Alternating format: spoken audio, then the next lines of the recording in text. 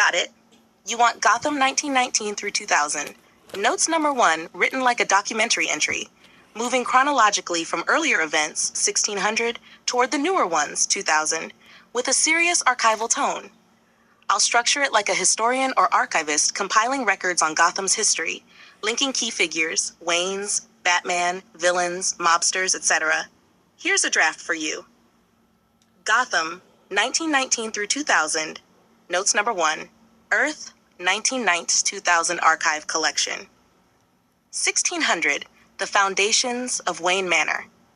The earliest documented cornerstone of Gotham's nobility begins in the year 1600, when the Wayne family established their manor upon the hills overlooking what would later become Gotham City. Wayne Manor was not merely a home, but a fortress of influence, standing as a bastion of wealth and lineage. Its Gothic architecture would survive centuries, becoming both a symbol of stability and a shadow over the city's darker days. 1900, the death of the Waynes. By 1900, the Wayne dynasty faced its most infamous tragedy. The death of the Waynes shattered Gotham's philanthropic heart, leaving the city vulnerable to corruption and unchecked crime. While the details of their demise would be recounted endlessly, their absence marked the beginning of Gotham's long descent into lawlessness. 1919, the return of Bruce Wayne. 19 years later, in 1919, Bruce Wayne returned to Gotham after years abroad. His reemergence coincided with the first whispers of a masked figure, the Batman. The vigilante's arrival brought unease to the criminal underworld and cautious hope to Gotham's citizens. Historians note the timing as more than coincidence. The Batman rose with Bruce Wayne's return, though the connection remained unspoken. 1920, the fall of the Red Hood Gang. In 1920, the Batman's legend grew as he dismantled the notorious Red Hood Gang, a criminal organization that had plagued Gotham for years. At the same time, a young criminal known as Sid the Squid began his journey through Gotham's underworld. Initially working under Carmine Falcone, Sid's loyalties shifted over decades, leaving Falcone, serving the Penguin, leaving again, and finally finding permanence with Sal Maroni. Sid became a footnote in Gotham's criminal history, emblematic of the city's revolving cycle of power. 1950, the Oba Man and the Drakes. The year 1950 is remembered for one of Gotham's most harrowing encounters. The villain, known as the Obia Man, sought to perform a ritual sacrifice involving Jack and Janet Drake. The couple found themselves trapped within a blazing ring of fire as the Obia Man's rites commenced. Batman intervened, stopping the villain before the ritual could be completed. Yet tragedy still struck. In their desperation, the Drakes drank from a water source provided at the scene. It was poisoned. Janet Drake succumbed swiftly, dying within days. She was laid to rest on Christmas Eve, her loss a permanent scar upon Gotham's winter.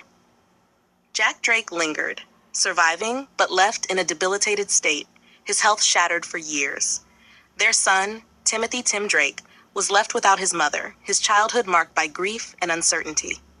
Closing notes.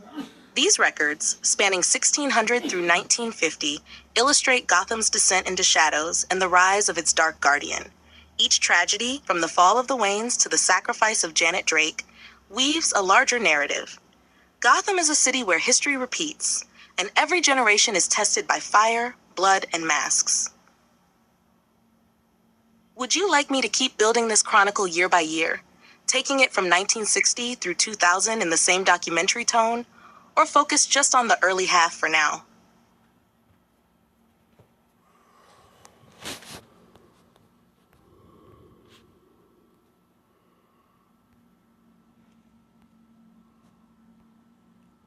Perfect. You want number 1.5, James Gordon Origin, fully written out in the same documentary archival style as Gotham 1919 notes, but covering Gordon's biography, rise through the police, family, early encounters with Bruce and Batman, corruption in GCPD, Arkham Origins events, Cold Heart, Blackgate, and all those details you listed. Here's the structured version, written as a historical record entry. Hatter Gotham, 1919 through 2000. Notes number 1.5, James Gordon, Origin, compiled for the Gotham Historical Archives, Earth 1919-2000. Early years, Chicago. James Gordon was born and raised in Chicago. His childhood was marked by trauma. As a boy, he witnessed his father commit suicide with a shotgun before both him and his mother. The violent memories scarred Gordon, shaping his uncompromising view of life and law. At 14, Gordon broke his femur while fleeing a truant officer, attempting to leap over a fence. The injury never quite left him, though it made him more resilient.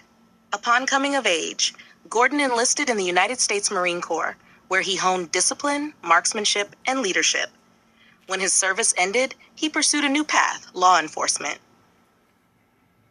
Early police career. Gotham City Police Department. Gordon joined the Gotham City Police Department, a force already infamous for corruption. In his early days, Gordon studied criminal behavior obsessively, keeping volumes on Jack the Ripper, the Ku Klux Klan, and Ted Bundy, evidence of his desire to understand the roots of evil. One of Gordon's earliest assignments paired him with Detective Dan Corrigan. Together, they were sent to retrieve a young boy named Bruce Wayne, who had skipped school to attend a movie. During that night, Gordon unknowingly accepted a trench coat from a shopkeeper, a bribe disguised as a gift. Realizing the mistake, Gordon returned to the shop, only to discover Corrigan and a circle of corrupt officers gambling on dogfights. When Gordon threatened to report them, Corrigan countered with his own threat: harm to Gordon's daughter. Beaten down by the weight of corruption, Gordon left the shop in defeat. Moments later, he heard 2 gunshots echo through an alley. Gordon arrived first at the scene, the murder of Thomas and Martha Wayne. Returned to Chicago, 1910s. Disillusioned, Gordon transferred back to the Chicago Police Department, moving his family with him. They remained there until 1915, when duty and destiny pulled him back to Gotham. 1919, the year of Batman. When Bruce Wayne returned to Gotham in 1919, so too did the Batman make his first appearance. Relations between the GCPD and the vigilante were tense.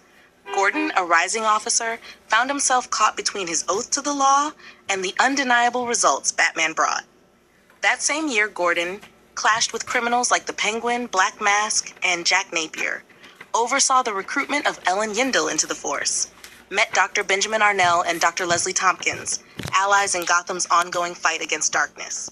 Rejected Amanda Waller's proposal for a clandestine suicide squad, though Waller proceeded without his approval. 1920, the Lambert case and Batman's first public victory. As commissioner, Gordon investigated the murder of chemical manufacturer Lambert. Lambert's son was framed, pointing instead to his father's business partners, Alfred Stryker, Paul Rogers, and Stephen Crane. Crane was assassinated by hired gunmen.